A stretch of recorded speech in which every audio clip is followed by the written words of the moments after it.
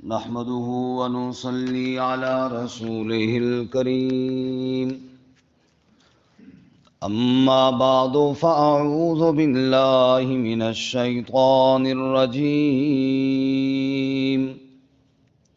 بسم الله الرحمن الرحيم ما كان محمد أبا أحد من رجالكم ولكن رسول الله وخاتم النبيين وكان الله بكل شيء عليما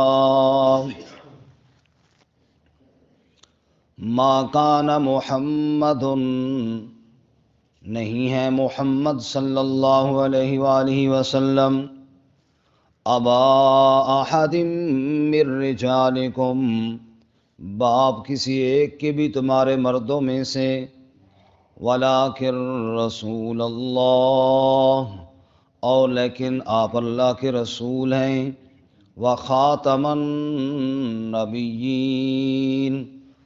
اور خاتم النبیین ہیں وَكَانَ اللَّهُ بِكُلِّ شَيْءٍ عَلِيمًا اور اللہ تعالی ہر شے کے ساتھ علم رکھنے والا ہے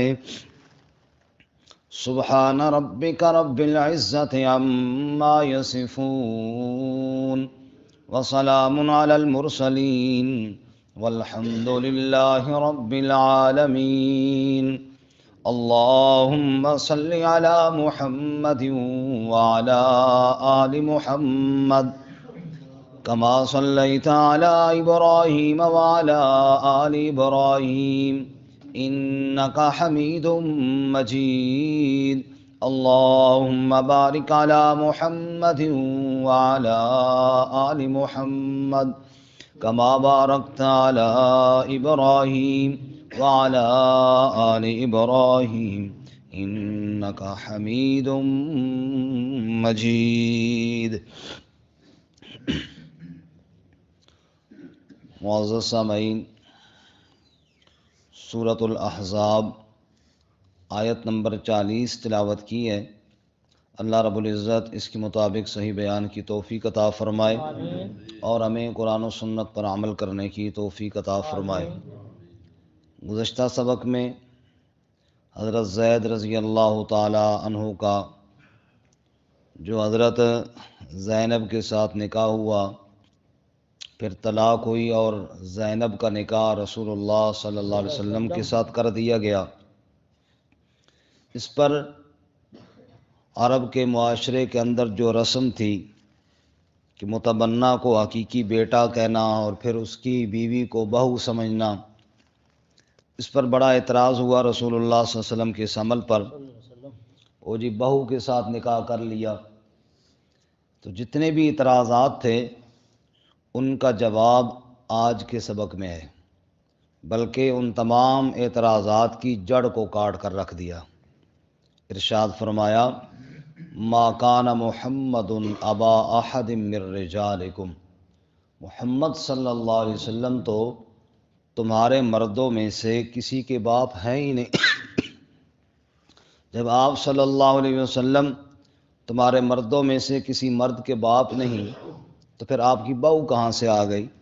آپ صلی اللہ علیہ وسلم زید کے والد کیسے ہو گئے؟ زید تو حارثہ کے بیٹے ہیں، تو زید بن محمد نہیں بلکہ زید بن حارثہ ہیں۔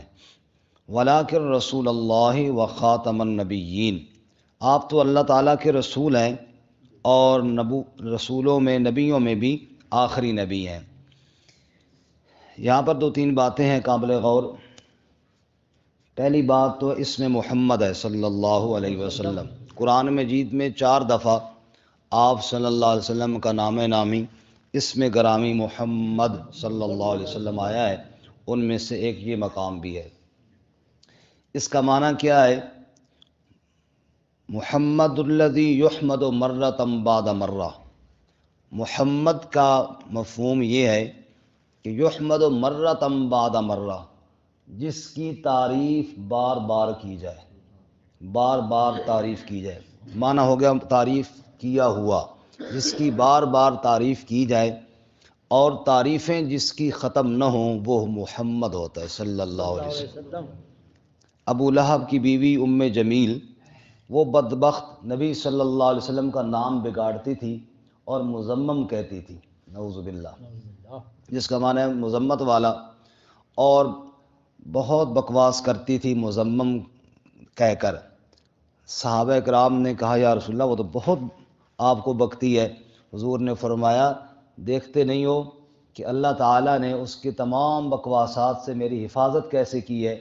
اس کی زبان پر میرا نام آتا ہی نہیں ہے، جتنی بھی گالیاں دیتی ہے مذمم کو دیتی ہے، محمد کو کوئی نہیں دیتی۔ میں تو محمد ہوں نا، وہ کہتی ہے مذمم یوں ہے، مذمم یوں، تو ہوگا کوئی مذمم جو ہوگا، میں تو مذمم نہیں ہوں نا، مجھے تو میرے رب نے محمد بنایا ہے صلی اللہ علیہ وسلم۔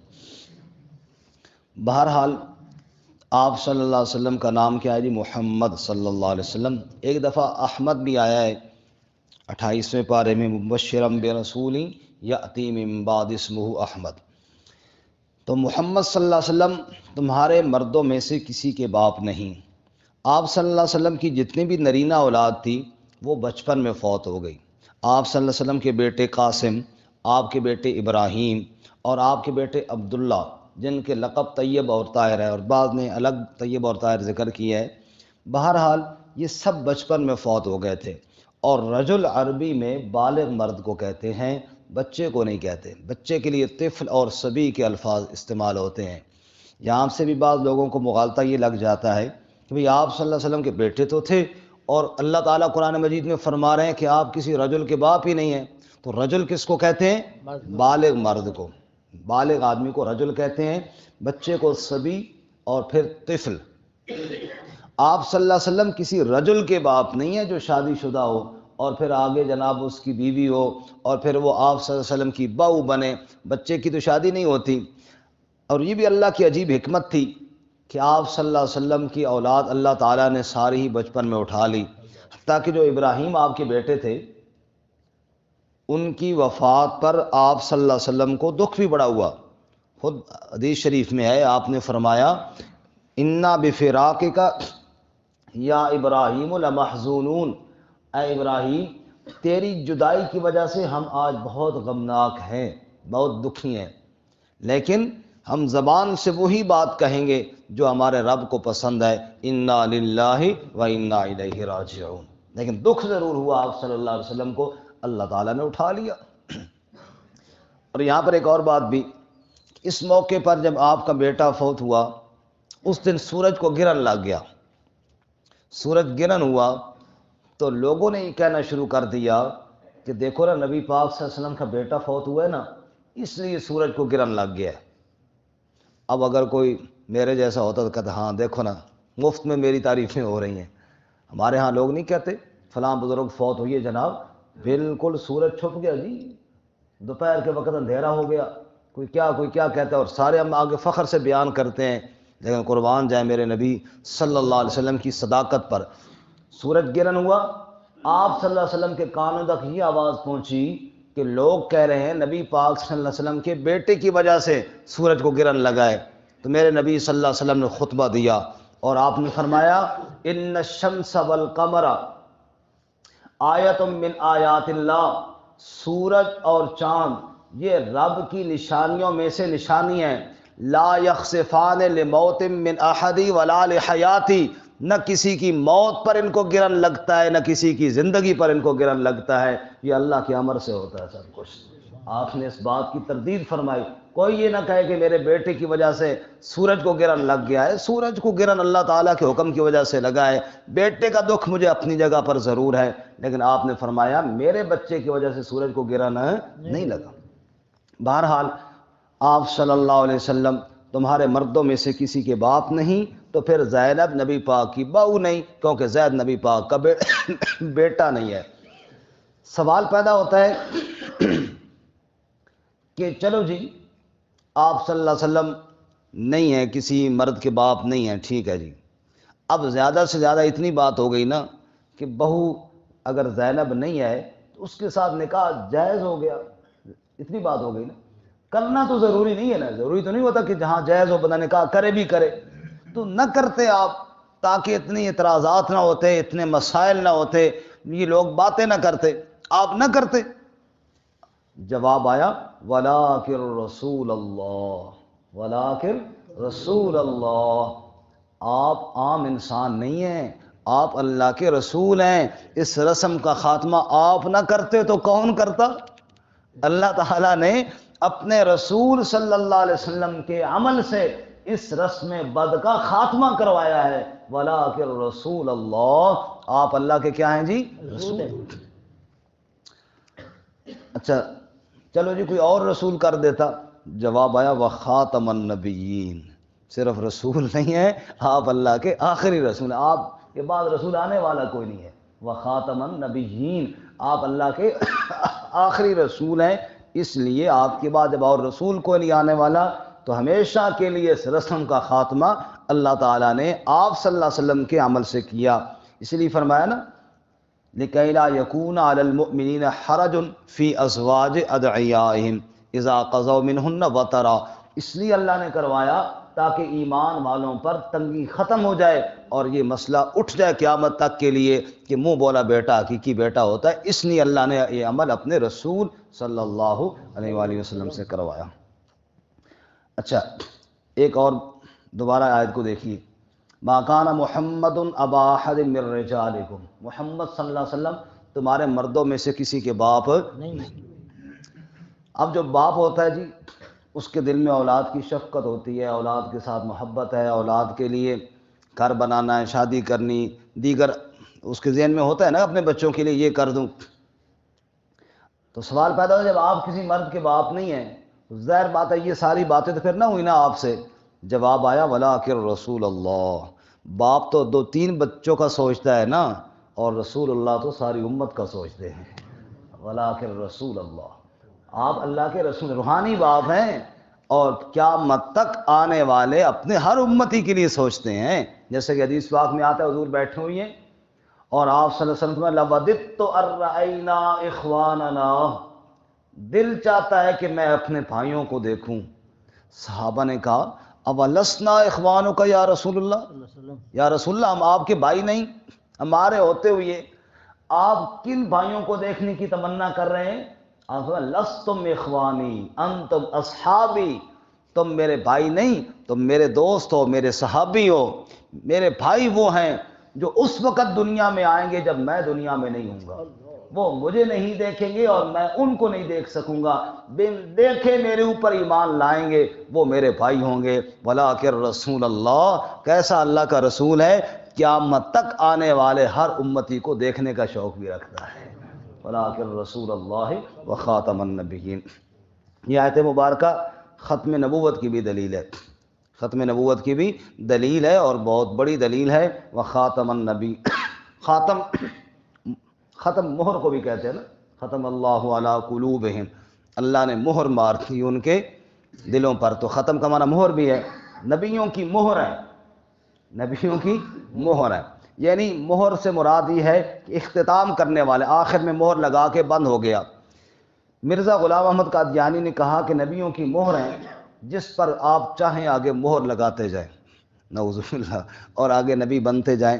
رسول اللہ صلی اللہ علیہ وسلم نے فرمایا تھا حضرت علی رضی اللہ تعالیٰ عنہ کو، انت منی بمنزلت ہارون من موسیٰ الا انہ لا نبی بعدی، آپ جا رہے تھے نا تو حضرت علی کو پیچھے چھوڑ گئے کہ تم یہاں پر رہو، تو علی رضی اللہ عنہ بہادر آدمی تھے، ان کا پیچھے رہنے کا دل نہ چاہا، تو پھر پیچھے چلے گئے نبی پاک صلی اللہ علیہ وسلم کے۔ تجھے تو میں نے کہا تھا مدینہ میں رہنا ہے، کہ یا رسول اللہ مجھے عورتوں اور ضعیفوں کے اور بچوں کے ساتھ چھوڑ کے آئے ہو، تو میرا دل نہیں چاہتا کہ میں وہاں رہوں۔ آپ نے فرمایا علی رہ جاؤ، انت منی بمنزلت ہارون من موسیٰ، تم میرے پیچھے ایسے ہو جیسے ہارون علیہ السلام کو موسیٰ علیہ السلام چھوڑ کر گئے تھے۔ اب ہارون علیہ السلام نبی تھے نا، اس لیے آپ نے ساتھ وضاحت فرمائی الا انہ لا نبی بعدی، میرے بعد نبی تو کوئی نہیں ہے لیکن تجھے میں چھوڑ کر پیچھے جا رہا ہوں۔ جب آپ صلی اللہ علیہ وسلم نے اپنے پیچھے رہنے والے علی پر نبوت کی مہر نہیں لگائی، اور کون ہے جس پر آپ نے نبوت کی مہر لگائی ہو جی؟ وہاں بھی وضاحت فرما رہے ہیں، بالکل کلیئر کٹ بتا رہے ہیں کہ نبی نہیں ہے آپ، پیچھے رہ جائیں، ہارون کی طرح ہیں لیکن نبی نہیں ہیں، تو فرمایا آپ اللہ کے آخری نبی ہیں۔ باقی بات یہ ہے کہ تفسیر قرآن مجید کی سب سے اعلیٰ تو وہ ہوتی ہے جو تفسیر القرآن بالقرآن، قرآن خود تفسیر کر دے۔ بعض چیزوں کی تفسیر اللہ نے خود فرمائی، ایک موقع پر بات مختصر فرمائی، دوسری جگہ پر اس کی خود تفسیر کر دی، یہ سب سے اعلیٰ تفسیر ہے۔ اس کی مثال میں عرض کر دوں، جیسا کہ سورۃ الفاتحہ میں ہم پڑھتے ہیں صراط الذین انعمت علیہم، اے اللہ ان لوگوں کی راہ پر چلا جن پر تو نے انعام کیا۔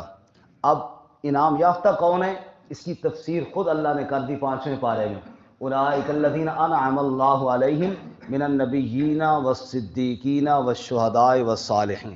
اب اس میں کسی اور بات کی ضرورت ہی نہیں ہے، اللہ تعالیٰ نے انعام یافتہ طبقات کی خود تفسیر فرما دی ہے۔ تو یہ ہے تفسیر قرآن کی قرآن کے ساتھ۔ دوسرا درجہ یہ ہے تفسیر قرآن کی احادیث مبارکہ کے ساتھ، رسول اللہ صلی اللہ علیہ وسلم کے فرامین کے ساتھ، حضور اقدس صلی اللہ علیہ وسلم جو تفسیر بیان کرے، پھر دوسرا نمبر اس کا ہے، آپ صلی اللہ علیہ وسلم نے ارشاد فرمایا انہ سیکون فی امتی 30 کذابون دجالون کلہم یزعم انہ نبی وانا خاتم النبیین لا نبی بعدی۔ میرے بعد 30 جھوٹے آئیں گے جو یہ دعویٰ کریں گے کہ ہم بھی اللہ کے نبی ہیں، لیکن تم یاد رکھنا میں اللہ کا آخری نبی ہوں، میرے بعد اور کوئی نبی۔ ختم نبوت پر کئی احادیث ہیں، وقت نہیں ہے، ایک حدیث میں آپ کو اور سنا دیتا ہوں۔ حضور صلی اللہ علیہ وسلم نے فرمایا فضلت علی الانبیاء بست، مجھے انبیاء پر دیگر انبیاء پر 6 باتوں کی وجہ سے فضیلت دی گئی ہے۔ کتنی باتوں کی وجہ سے؟ 6۔ نمبر 1 اوتیت جوامع الکلم، مجھے جامع کلمات دی گئے ہیں۔ حضور فرماتے ہیں صلی اللہ علیہ وسلم کہ لوگ جو باتیں گھنٹوں میں کرتے ہیں اور سمجھا نہیں سکتے، میں 2 لفظوں میں وہ بات کر دیتا ہوں، یہ مجھے اللہ نے عطا فرمایا ہے۔ سبحان اللہ۔ وَأُحِلَّتْ لِيَ الْغَنَائِمُ، میرے لیے مال غنیمت حلال کیا گیا ہے۔ پہلی امتوں کے لیے مال غنیمت ہو یا قربانی کا گوشت وغیرہ ہو، اس کو کھانا جائز نہیں تھا، بلکہ ایک مقام پر رکھ دیا جاتا، بجلی آ کر اس کو جلا دیتی تھی، یہ نشانی ہوتی تھی کہ قبول ہو گیا ہے۔ حضور فرماتے ہیں میرے لیے اللہ تعالیٰ نے غنیمتیں کیا کر دی ہیں جی؟ حلال کر دی ہیں۔ نمبر 3 فرمایا نصرت بالرعب، مجھے اللہ تعالیٰ نے رعب کے ذریعے میری مدد فرمائی ہے، میرا مد مقابل چاہے کتنا بڑا ہی کیوں نہ ہو اور اپنے آپ کو پہلوان سمجھتا ہو، جب میرے سامنے آتا ہے پھر اللہ تعالیٰ اس پر میرا رعب طاری فرما دیتے ہیں۔ یہ تیسری فضیلت ہے۔ نمبر 4 جعلت لی الارض کلہ مسجدا وطہورا، یہ ساری زمین، یہ ساری دھرتی اللہ تعالیٰ نے طہارت کا ذریعہ بھی بنایا ہے اور سجدہ گاہ بھی اس کو بنا دیا ہے۔ یعنی پانی نہ ملے تو تیمم کرو تو یہ مٹی پاک کرنے والی ہے، فَإِن لَّمْ تَجِدُوا مَاءً فَتَيَمَّمُوا صَعِيدًا طَيِّبًا، تیمم کرو، یہ پاک کرنے والی بھی ہے اور سجدہ گاہ بھی ہے، جہاں چاہے امت محمد صلی اللہ علیہ وسلم کا نمازی جنگل بیابان میں دور دور تک مسجد نظر کوئی نہیں آتی ہے، ادھر ہی اذان دیتا ہے، 2 بندے ہیں تو جماعت کرا لیتا ہے، اکیلا ہے تو خود پڑھ لیتا ہے، اور جناب وہاں بھی اللہ تعالیٰ اس کو ثواب عطا فرما رہے ہیں۔ پوری زمین اللہ تعالیٰ نے سجدہ گاہ بنا دی ہے، یہ آپ کی فضیلت ہے۔ چوتھی 5ویں فضیلت ارسلت الی الناس کافہ، پہلے انبیاء اپنی قوموں کے نبی ہوتے تھے اور مجھے اللہ تعالیٰ نے پوری انسانیت کا رسول بنایا ہے۔ سبحان اللہ۔ ارسلت الی الناس کافہ، میں پوری انسانیت کا رسول ہوں۔ قرآن بھی کہتا ہے ما ارسلناک الا کافۃ للناس، ہم نے آپ کو ساری انسانیت کا رسول بنایا ہے۔ اور 6ٹھی فضیلت ہے وختم بی النبیون، وختم بی النبیون، میرے ساتھ نبیوں کا سلسلہ ختم ہو گیا ہے، میرے بعد اب کوئی نبی نہیں آئے گا۔ یہاں پر ایک اور بات بھی عرض کر دوں، ایک ہے لفظ نبی اور ایک ہے رسول، نبی اور رسول، اس میں ایک لطیف سا فرق یہ ہے کہ رسول اس کو کہتے ہیں جو صاحب شریعت ہو، جو صاحب شریعت ہو یعنی مستقل شریعت ہو، اس کی طرف اللہ تعالیٰ کتاب نازل کرے اور مستقل، جیسے موسیٰ علیہ السلام کی ایک اپنی شریعت تورات اللہ نے عطا فرمائی، اور عیسیٰ علیہ السلام کو انجیل عطا فرمائی، اور حضرت محمد صلی اللہ علیہ وسلم کو قرآن مجید عطا فرمایا۔ اور نبی کہتے ہیں کہ جس کے پاس الگ سے نہ ہو وہی تو آئے، لیکن الگ سے کوئی نئی شریعت نئی کتاب نہ ہو۔ جیسے موسیٰ علیہ السلام ساتھ ہارون علیہ السلام تھے، وہ اللہ کے نبی ہیں لیکن رسول موسیٰ علیہ السلام ہیں۔ اللہ تعالیٰ فرماتے ہیں وَخَاتَمَ النَّبِيِّينَ، میں نے محمد صلی اللہ علیہ وسلم کے بعد کسی کو نبی بھی نہیں بنانا، رسول تو دور کی بات ہے۔ اچھا، یہاں پر پھر ایک وہ سوال جو عیسیٰ علیہ السلام کے متعلق احادیث ہیں اور حد تواتر تک پہنچی ہوئی ہیں کہ عیسیٰ علیہ السلام آئیں گے، اس پر خصوصاً ختم نبوت کی منکرین کہتے ہیں دیکھو نا جی عیسیٰ علیہ السلام بھی تو آئیں گے۔ جواب بڑا سادہ اور بڑا آسان ہے، اللہ تعالیٰ نے آپ کے بعد کسی نئے نبی کو نہیں بھیجنا۔ یہ تو نہیں ہے کہ پہلے نبیوں کی نبوت بھی چھین لینی ہے۔ پہلے نبی جو پہلے سے نبی بن چکے ہیں، کسی کی نبوت تو اللہ پہلے والوں کی تو نہیں چھینے گا نا، وہ ان کا مقام جو ہے وہ تو ہے۔ عیسیٰ علیہ السلام تو میرے نبی سے پہلے گزر گئے ہیں اور ان کو نبوت پہلے عطا ہوئی ہے، بلکہ نبی صلی اللہ علیہ وسلم کی بشارت دے کر گئے ہیں، مبشرا برسول یأتی من بعد اسمہ احمد، وہ بتا کر گئے ہیں کہ میرے بعد ایک نبی آنے والے ہیں۔ وکان اللہ بکل شیء علیما۔ سوال پیدا ہوتا ہے، آپ صلی اللہ علیہ وسلم کے بچے بھی دنیا میں نہ رہے، فوت ہو گئے، آپ کو اللہ نے رسول بھی بنایا، آخری رسول بھی بنایا، یہ کیوں کیا؟ کسی اور کو کیوں نہیں بنایا؟ جواب آیا وَكَانَ اللَّهُ بِكُلِّ شَيْءٍ عَلِيمًا، ہر چیز کا علم رکھنے والا کون ہے؟ تو وہ جو چاہتا ہے وہی کرتا ہے نا۔ اللہ اعلم حیث یجعل رسالتہ، وآخر دعوانا ان الحمد للہ۔